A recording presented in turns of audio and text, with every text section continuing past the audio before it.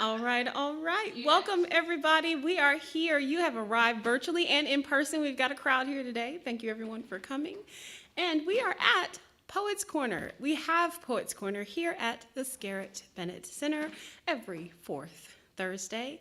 And today, our Poets Corner is in the Bennett Hall, the historic Bennett Hall, the front porch area, if you will, of the Scarritt Bennett campus. Today we've got, if you haven't noticed already, our Prodigal Poets here with us tonight, and there's going to be, I think, five poets offering some words. Let us welcome our wordsmiths here. If you don't know who I am, just because you're like, who's this lady talking? My name is Linda Furtado. I'm the Director of Spirituality and Arts here at the Scarritt Bennett Center.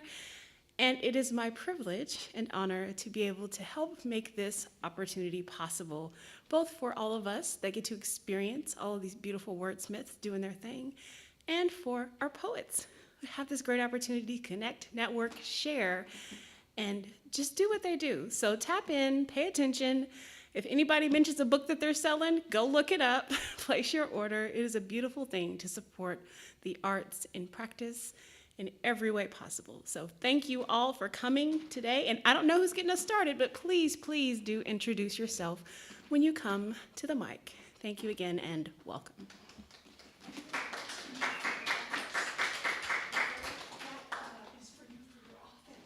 Oh, and I want to shout out to myself as a thank you. I was given a gift from my office, and I do love me some poetry. So thank you, my dear. Help me. Come here. Come here. Now, help me and everybody else with your name. My name is Mary Lou Napick. I also go by the Purple Poetess. I have a book for sale. And I am going to start off by reading one of my favorite poems in this book called Singing, Drinking, Reciting. You ask what I am singing.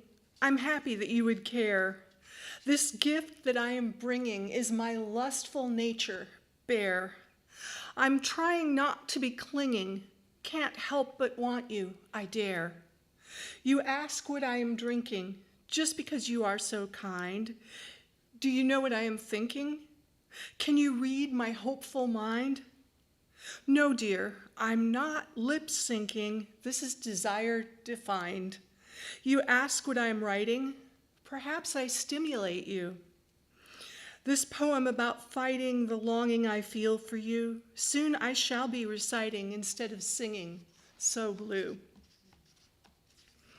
And my second poem is called Leaves. Movement catches my attention, a red blur of wings. I transform my camera just as it leaves. Walk into a new dimension down a winding trail. My camera ready, dappled sunlight weaves, time without stress or contention. Near a quiet lake, I've no bird photo, but my tension leaves. And then I have Clouds and Coffee. I linger with my coffee cup, watching raindrops slide down the glass.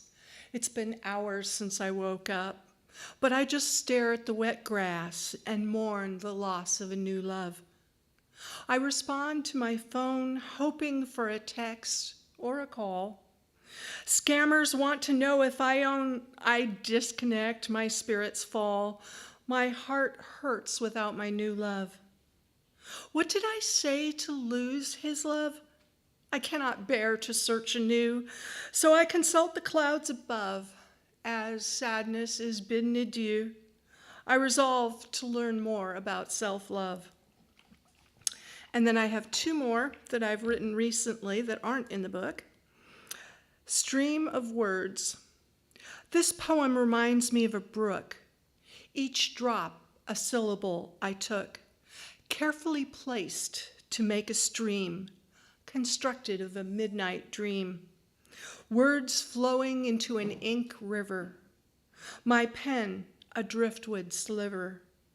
This stanza encounters white water. I am guilty of word slaughter. Rocks of doubt cause my droplets to splash.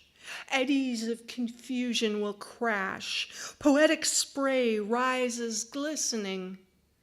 word waterfalls. I'm listening to a patter of mental word drops dripping onto this row of crops. My harvest will be a new poem to read beside a lake to someone whose fingers dipped into my clear sea, fed by a stream called poetry.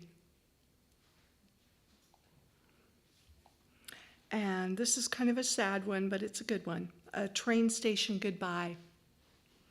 Departing, I see the booth where you stand smiling, as only a man can grin, watching my face, leaving you.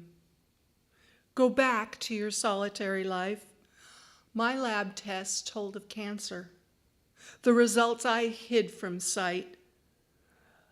Screeching wheels roll faster as your leaning figure fades. Pigeons nodding in their hunt for crumbs scatter into the morning light. On the worn seat, I sigh. Free of your clutching confinement, I flee from your love and pity. I shan't return.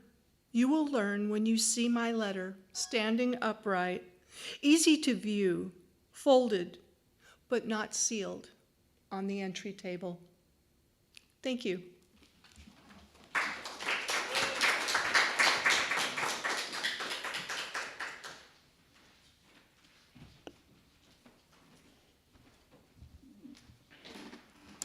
Good evening, poets. I'm Silence Wordsmith. This is my first time performing here at the beautiful Scarritt Bennett Center. I am so excited to be here. This first poem is called Poems Like Prayers.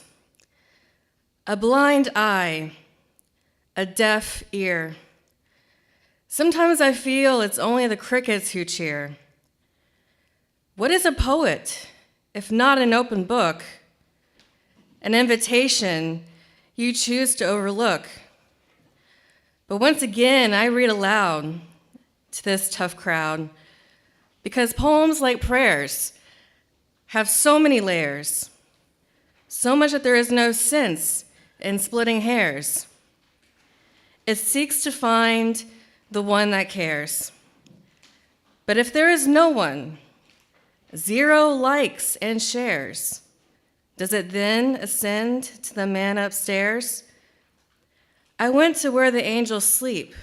I looked to where the Sacred Heart beats. And towards the front few pews was my manifested muse. I recognized him, though I don't know him. I asked, what becomes of an unpraised poem? We came in the same respects, in the same regard, to ask the same unto God. But this question was left to her own self-reflection. I raised my voice in frustration. A poem, a prayer, call it lip service if you dare. It only fills the air. Between you, me, the Father, Son, and Holy Spirit, I can swear to God no one wants to hear it. Just then, due to a broken latch, entered the Holy Dove through an open hatch. Such fast, fable, figure friends, seemingly here to sort my odds and ends. But nowhere in this church would this bird choose to perch. It only continued on in this restless, endless spin, creating something of a whirlwind.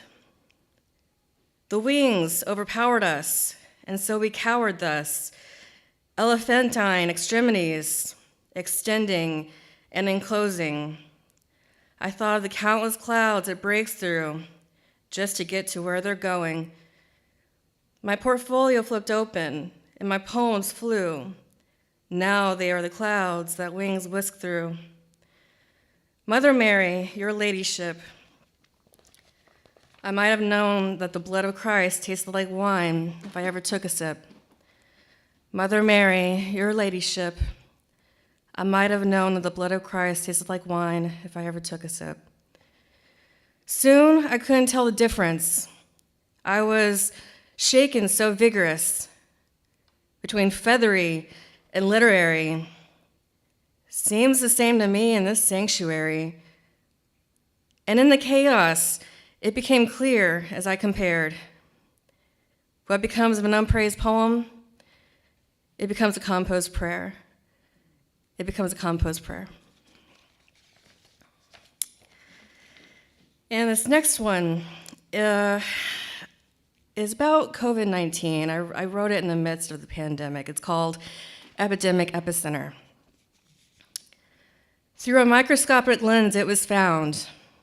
A virus had been crowned. It took over the world without a scepter or a throne. Now we're all in this together, alone. It claimed the life of the doctor who discovered it, as if to show us how easily it can transmit. A whistleblower ignored as the cases soared. Don't touch your eyes, nose, or mouth, north, west, east, or south. It's a pandemic. Nobody panic. Frontline overflow. Makeshift morgues tag your toe. News headlines from Rome to Paris. Seems like they just want to scare us. We're all in quarantine, like it's 1918. It's worse than the flu, similar to SARS, equipped like astronauts going to planet Mars. Medical staff members are all a recognized hero, treating all who are infected by patient zero. But until we can get a vaccine for COVID-19, all the doctors can say is pray. We fear for the seniors 60 and over, as the Pope prays for this plague to pass over. Empty grocery store shelves, everyone is out for themselves, and price gougers accept no vouchers. Surgical masks and latex gloves can feel like a gag in leather cuffs. Free me of this fear, precautions of personal protective gear. Wash your hands and cover your cough. Stay home, the country is closed, events called off. And make sure to keep your distance. I'll give you, for instance, no handshakes or hugs, no sharing food, utensils, plates, or mugs. Lift the thermometer to my head and hold, because I'm about to cross a hotspot threshold. I am one of the essential employees at 98.5 degrees. Positive patients come rolling in by the minute. So many ignore the laws issued by the Senate, believing it's all a hoax. They still go out and spread it to other folks. We just have to wait and see. Follow the guidelines from the CDC. If you don't watch out for the waves, you'll be drowned as the virus begins to rebound. It will mutate and replicate.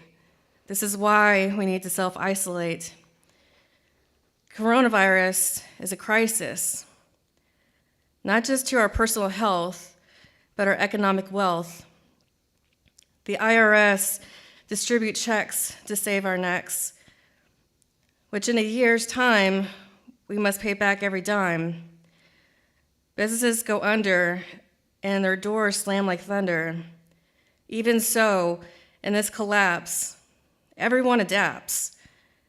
How it hurts to hope at the end of your rope. But hope will tirelessly reach out its hand to pull you out onto dry land. Whenever you are ready to try again, just say when. And before the end, you'll realize hope is your friend. Someday soon, though we may never have been sick in bed, we will lift the covers from over our head. We will breathe again, deep and clear, maybe in a month, maybe in a year. We'll take off our masks and see each other smile, shake hands and say it's been a while. In an outbreak, we break through because we still have so much left to do. I am so glad that things have gotten better with the the coronavirus. That is my 9 minutes, everybody. Thank you.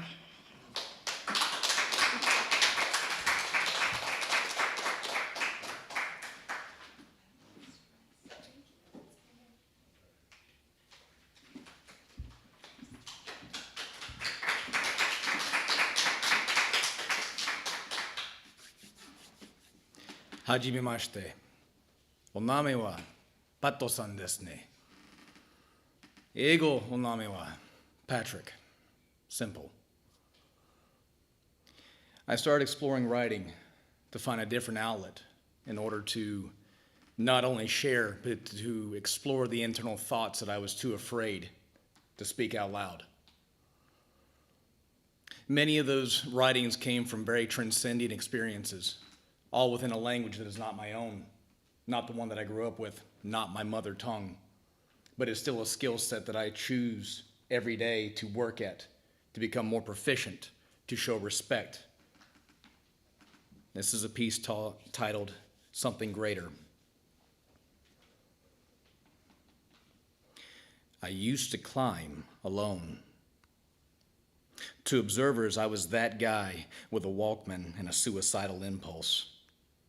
But I failed suicide because I kept coming back. I went to a lot of places that were beyond the reach of anyone saving me because I had to feel like I was fighting against something, trying to justify my experience and my existence, let alone to anyone else, but most importantly to myself. I didn't want to get caught up in any social contracts. I didn't want to go down the path that allowed distraction. And I only wanted others to know me just so they could say they did. But I would always respond, I don't need you, and I will prove it.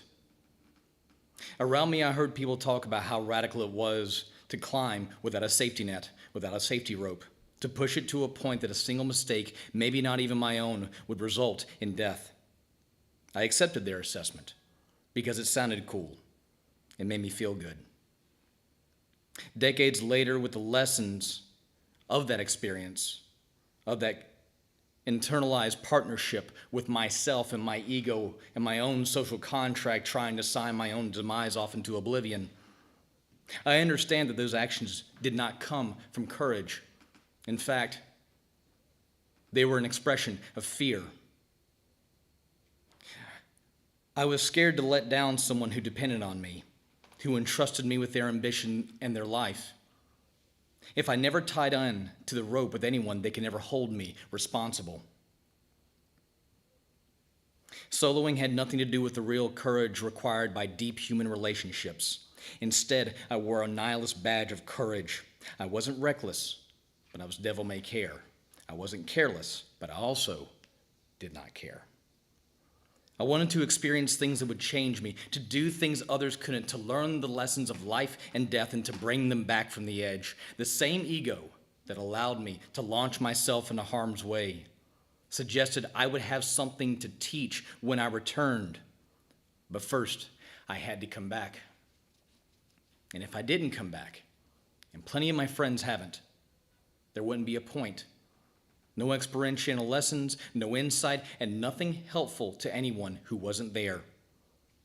The searcher is selfish until he shares his experience. And if I hadn't come back, I'd have kept what I learned within me out there, maybe disappearing into a diving arc of bright Euro-fluorescent clothing, but perhaps bleeding out in a cold, dark hole. Whatever higher consciousness I had realized would have died with me instead of becoming part of a greater whole. Individual consciousness is what it is. It is achieved and experienced alone.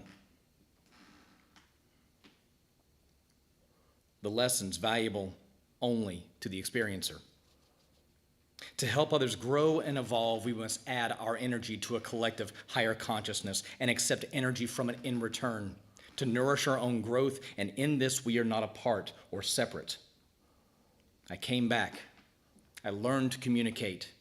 I integrated what I had lived out in the mountains with life down here. I rewrote those lessons in the gym I helped found and tied my experiences up there to the realities of every day. I have tried to tell my story in a way that doesn't create further separation than my experience on the edge already does. After all, every experience is human, and therefore any human being can understand it if he or she truly chooses to do so. I realize through this process that we use the tools at our disposal, and none are better or worse than any others.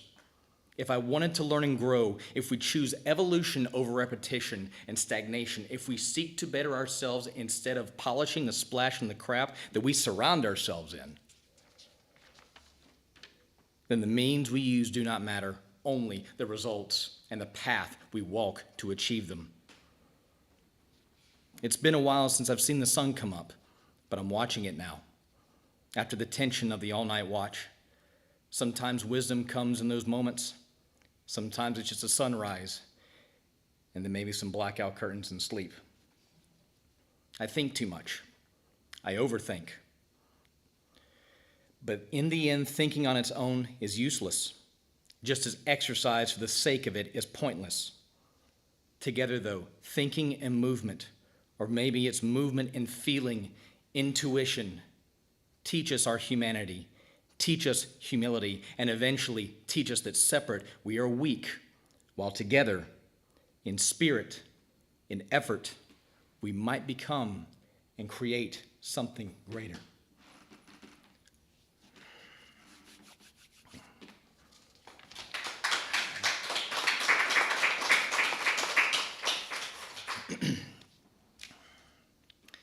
This next piece is called Truthful. I think that's a very universal theme we go about each and every day that we wake up, and even some of the nights we tend to trudge through without going to sleep, in every experience we have. What is it to be truthful? Truth is most certainly relative, but honesty might not be. Truth is a fact. Honesty is freedom from deceit. Being honest with yourself and others provides an accurate template in which to know the world, a way to navigate it freely, but it might not be the truth unless others share your perception, and even then. There is a degree in which we think that truth is a product of natural selection, a quality of fitness, but it is not. Truth is expensive, energy-wise, as many are aware. Deception can be a survival mechanism rewarding life and succession to the dishonest. People who strive to be honest feel this. Those who do not, don't. How could we have survived if our perspective was not truth, or more concerning, if I can hide my perspective and survive easier and better variations of untruth? Why seek its opposite? There is honesty in effort, and it takes effort to be honest. It is an accurate way of perceiving, but it is not the only way. We miss 70 to 80% of the light spectrum of the universe because we lack a sensitivity to it. Things we can't perceive don't exist to us unless we use tools in a way that allow us to view the world differently. Seeking new ways in which to see the world is freedom from deceit. This is truth. Truth is a tool. Honesty is its handle. Perception is the blade. Deception is a win-lose scenario whereby, even if you win, the loss to others limits your future interactions. Honesty leads to trust. Trust builds relationships, and the community these connections create make the nervous system much more sensitive. A nervous system that reports back an accurate environment responds better and faster. A system that is more connected has a different experience than one that is not. Advice from a trusted source is a type of sensitivity that allows our perception to go beyond our present. Trust creates superposition, the ability to be in two places at once. The desperate leverage their perception of truth because they are alone. Their nervous system is less complex, less connected. They are concerned only with survival of their organism. Truth is not about survival, it's about experience, about feeling. It is concerned with quality, not quantity. What we tell ourselves is what we tell others. How we deceive others is how we deceive ourselves. Our search for truth isn't in the facts that exist, but in the utility of feeling greatly, feeling deeply. Some simply want to survive to live. Others want to live to feel. All of us believe that what we choose is the truth. We all lie, and we all act surprised.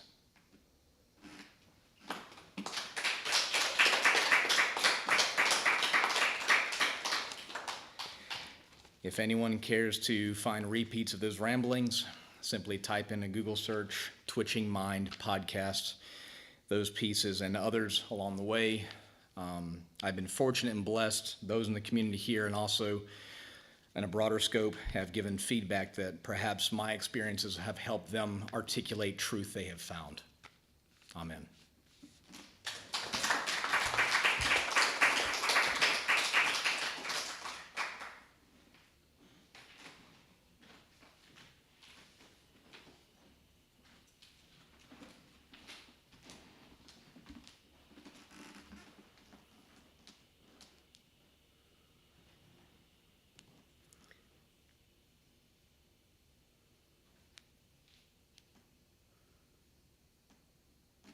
Just setting the timer.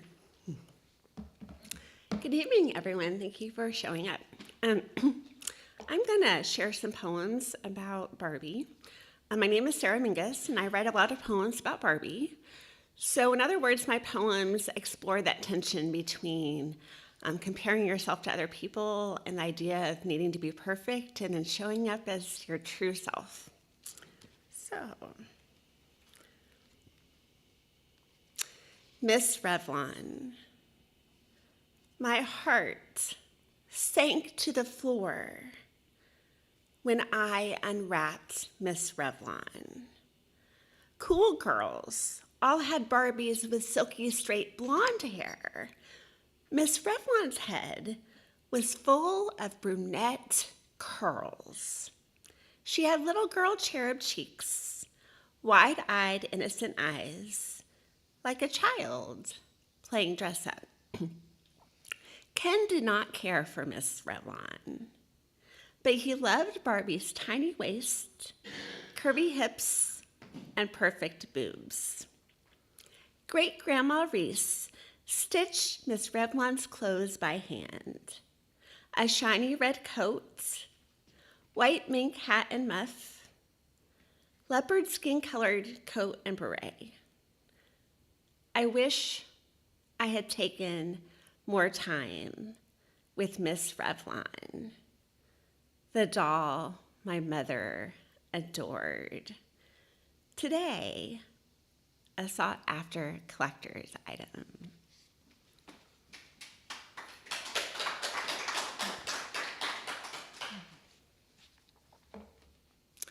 My fight with Barbie. Barbie and I had a fight last night. She is tired of being silent, but thinks admiration ain't so bad. Me, I am tired of being compared to her hourglass, perfect figure, impossible to replicate. And so I fall short where she soars. Still, I think I prefer to keep my voice instead of being plastic silenced.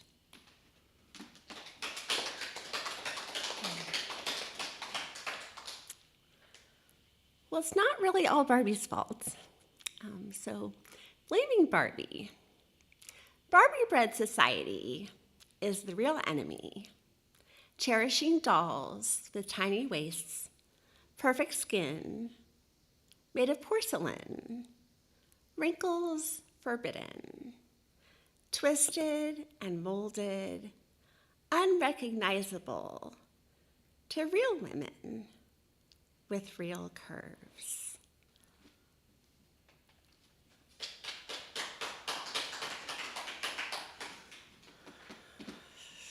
So Barbie kind of had a meltdown and crisis recently, and here's a poem that I wrote a while back, but I think she would appreciate it. Raw, shards of shattered dreams displayed in stained glass windows, bits and pieces admired by those detached from the piercing sharpness of isolation.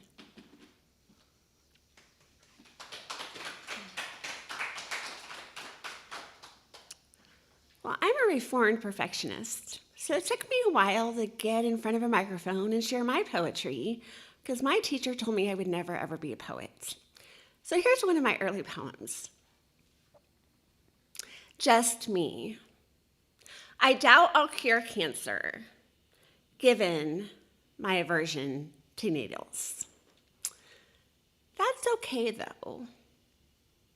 I watched a bullfight on Easter Sunday in Madrid, gotten drunk in a foreign country, and loved to the very tips of my painted naked toes. Not too shabby.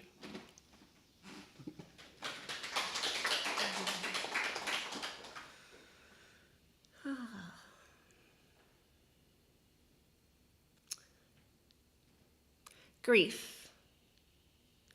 Grief is a snake I could never charm. At the exact moment I thought I had killed it, it resurfaced and came back to life.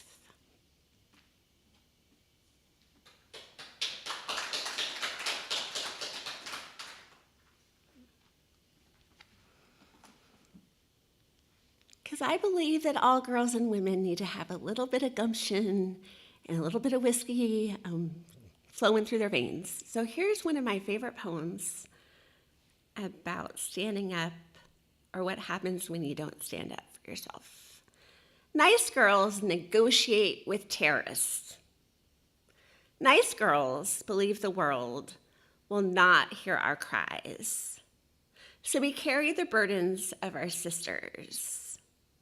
Nice girls sit in the sun, our parceled out gift, payment for our silence. We work the 9-to-5 shift, giving terrorists a piece of us each day, backs broken from the burdens they refuse to carry. Shift managers and supervisors demand and take and demand without remorse because they can. No one notices manager mistakes. The mistakes are condemned when committed by those hanging on the bottom rung of the corporate ladder.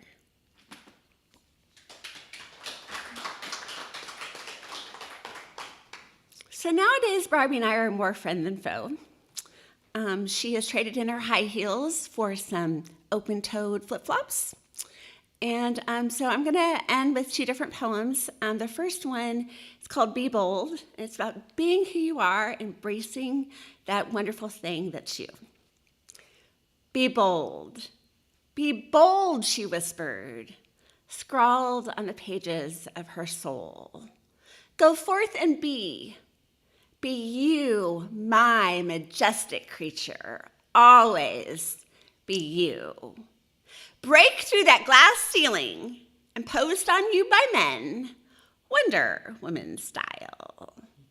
Follow your Irish wandering heart. Let excitement flow through your veins.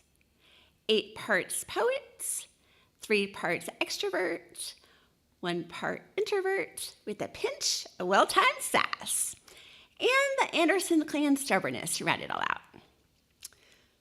Believe and you shall receive. Do things I never dared to try. Keep making mistakes, for that is how you will learn. Never sacrifice or settle. You were destined for more. Be pleasing without sacrificing your spirit, your essence, your beauty. Love life for its exhilaration. Take the good with the bad, and sometimes eat cake for breakfast.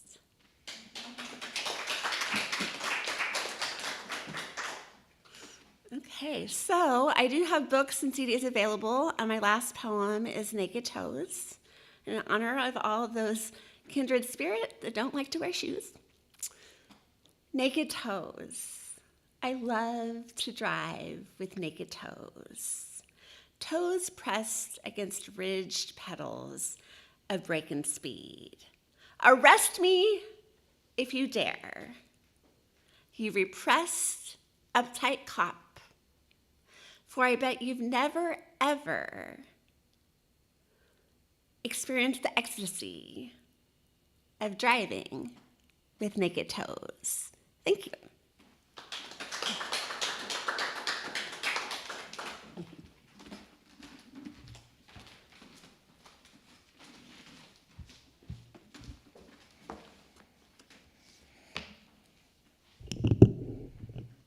Good evening, everyone. I'm Black Widow, also the creator of the Prodigal Poets. I'm a spoken word artist from Franklin, Tennessee. I have a few pieces for you tonight. The first one I'm going to do is in We Had to Be, an anthology that I was included in about breast cancer. Most of you know that I beat stage 3 breast cancer. This one's called If I Didn't Fight. Had to inhale my pride, cut out the cancer that was embedded deep inside. As tears run down my face, I'm still here in this place, enjoying another taste. Days intertwined with black lace, cheated fate, destiny rewritten, grim reaper seems smitten. Every exhale, a gift to me, living each day happily. Earned because I fought with all my might, grasping at straws that seemed out of sight. Positive mentality still remains, overcoming doomed fatality. Through my life now, never the same. I'll not wallow, trying to put off my sorrow, thinking about an impending task. Living now impulsively, all do me. There's no one I even have to ask. Ringing the bell in the grave. I'm not ready yet, had to be brave, climbing out of the muddy trenches that I was buried in. More time I did win. Living in a world that I created, bittersweet memories of a past once hated, ripped off the disguise of the lingering lies. This took years of tries. I wouldn't be here today if I didn't fight for my life in my own way. This time is all mine. This is the atmosphere I've always wanted. I'm giggling inside, can't you hear? Even though past shadows stay near. So thankful that I made it, scorched by the fire, but now I stay lit, climbing on my scars while reaching for the stars. Thank you.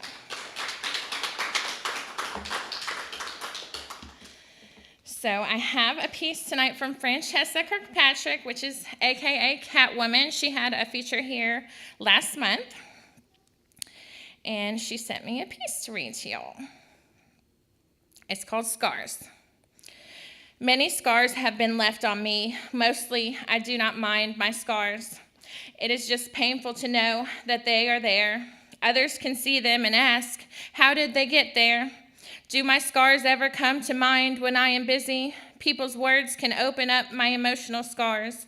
I never knew a paternal lineage. Physical scars. Sorry, I lost my place. Physical scars are memories that color my skin. A scar from a heart cath procedure leaves a tiny mark on my wrist.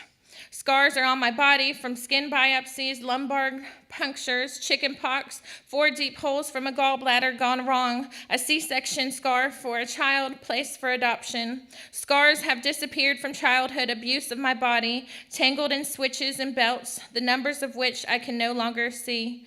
And to think I used to cry when I skinned my knee.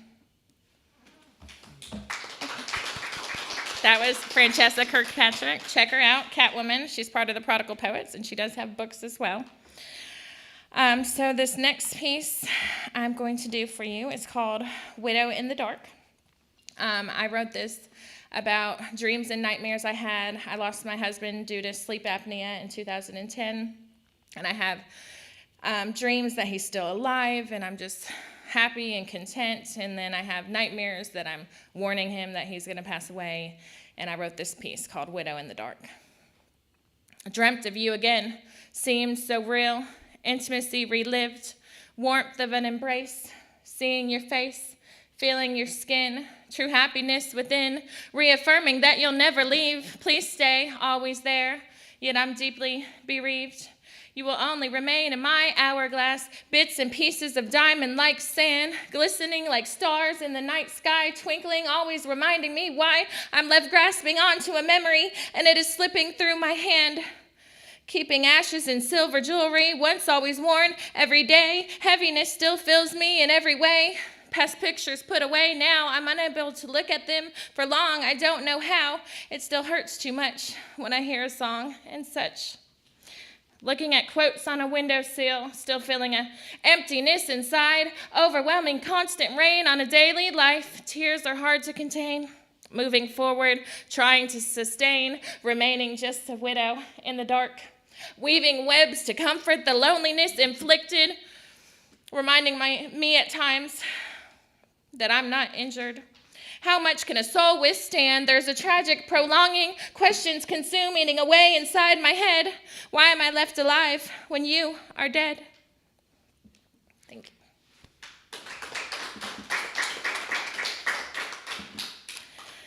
So this next piece I'm going to do is in my book Kaleidoscope, which is my first collection that's on Amazon and Barnes & Noble websites. It has 83 pieces in it and my artwork on the cover. I do impressionist artwork, acrylic on canvas. This piece is about domestic violence. I've been with Bridges of Williamson County for domestic violence going on 5 years now. They really helped me break the unhealthy, toxic relationship cycle, helped me work on my insecurities, self-esteem, boundaries, and I wrote this piece called There Are Still Holes in the Walls. There are still holes in the walls. One above my bed from where you threw something at my head. There was one in the door that you punched so hard the frame cracked all the way down to the floor. It's still not like before. It will never be the same. All because you got caught in a lie. You wanted me to die. I would stay quiet and just pacify. I would crawl into a ball and make myself small. You tried to drown me. I still have bruises from it all. And the words you spewed sounded like they came straight from Satan. I do not fear the devil because I already dated him. You used to ball up your fists and yell and spit. Poison seeped through my skin. Acid permeated within my body. The pain pervaded, and I was intensely hurting within. Years passed by, and the tormenting grew worse. I forgave, and I tried again, and I wanted to see the best in you. How do you go on without trust? I felt like I was stuck in the mud with Stockholm Syndrome, trauma bonded to you. When I opened my mouth, I couldn't shout. I dreamt of getting out. This is a poem that hurts to write it. I could barely get through it, and abuse is not a strong enough word to describe it. But I'm finally able to see through my tears. I conquered all my fears.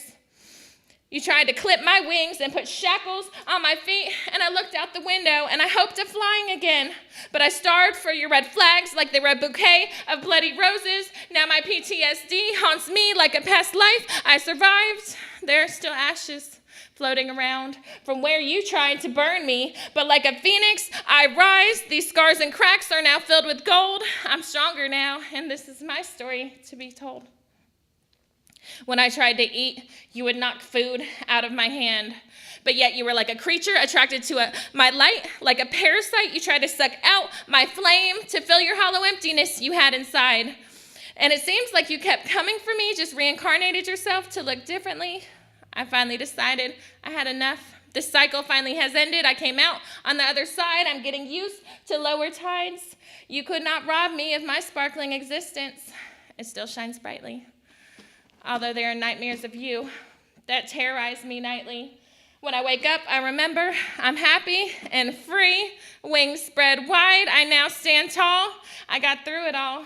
And I left that one hole in the wall to remember to never let my heart fall like that again. I'm Black Widow. Thank you. Thank you. Is it because I'm a widow forever? Is it because of my broken heart? Is it because of my love of spiders, remembering Esmeralda, my pet? I've named all the ones I've met. My poetry may be dark at times, but there's a lot of love in these lines. Sometimes in the darkness, you see flashes of red or black. Not all are waiting to attack. Remember this if you see one out the window. This is why they call me Black Widow. Thank you all so much. Thank you to all the Prodigal Poets that came to share tonight. If you like what you heard, check out our books that we have. I also have Poets United that's on Amazon as well. This is an anthology collection that I wrote with Eric Shellman. Silence Wordsmith has a show at Portland Brew East with the Writers Award every second Saturday, so check that out as well. Now we have Q&A question answer time. Okay, Mary Lou, I was going to see if you wanted to do another piece. Sure. Since it's Mary Lou's birthday, happy birthday, Mary Lou. Let's hear from her. The old saying goes, if I knew I was going to be 62, I'd have taken better care of myself. And so I'm going to read Meat and Potatoes because I like meat and potatoes. I think almost everyone does. Meet me at our special restaurant. Wear shoes, although I love your toes. They are cute, but there's no need to flaunt even your brown, well-trimmed eyebrows. Please bake us some tasty potatoes we can savor. Go away message. With cool sour cream and leftover breakfast bacon prose we wrote last night in a shared dream. This poem will provide the gravy. I'll pour over your succulent meat. I do hope I've written it bravely to describe each of your hidden treats. Thank you.